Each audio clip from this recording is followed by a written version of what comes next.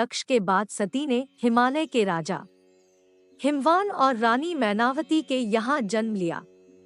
मैनावती और हिमवान को कोई कन्या नहीं थी, तो उन्होंने आदिशक्ति की प्रार्थना की।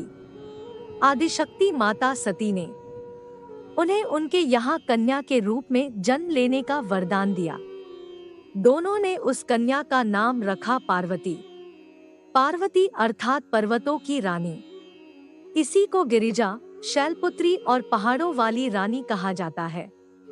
माना जाता है कि जब सती के आत्मदाह के उपरांत विश्व शक्तिहीन हो गया, उस भयावह स्थिति से त्रस्त महात्माओं ने आदिशक्ति देवी की आराधना की।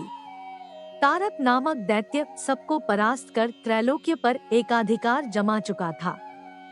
ब्रह्मा ने उसे शक्ति भी दी थी और यह भी कहा था कि शिव के औरस पुत्र के हाथों मारा जाएगा। शिव को शक्तिहीन और पत्नीहीन देखकर तारक आदि दैत्य प्रसन्न थे। देवतागण देवी की शरण में गए। देवी की हिमालय में एकांत साधना से प्रसन्न होकर देवताओं ने कहा, हिमवान के घर में मेरी शक्ति गौरी के रूप में जन्म लेगी।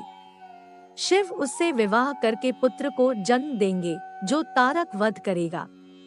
भगवान शिव को पति के रूप में प्राप्त करने के लिए उन्होंने देवर्षि के कहने पर मां पार्वती वन में तपस्या करने चली गई। भगवान शंकर ने पार्वती के प्रेम की परीक्षा लेने के लिए सप्तऋषियों को पार्वती के पास भेजा। सप्तऋषियों ने पार्वती के पास जाकर उन्हें हर तरह से यह समझाने का प्रयास किया कि शिव औघड़, अमंगल वेशभूषाधारी और जटाधारी है।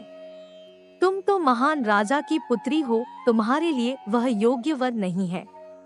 उनके साथ विवाह करके तुम्हें कभी सुख की प्राप्ति नहीं होगी। तुम उनका ध्यान छोड़ दो। अनेक यत्न करने के बाद भी पार्वती अपने विचारों में दृढ़ रही।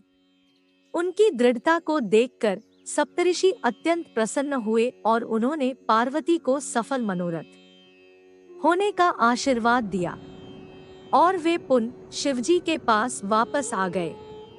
सप्तऋषियों से पार्वती के अपने प्रति दृढ़ प्रेम का वृत्तांत सुनकर भगवान शिव अत्यंत प्रसन्न हुए और समझ गए कि पार्वती को अभी भी अपने सती रूप का स्मरण है। जय मां भवानी।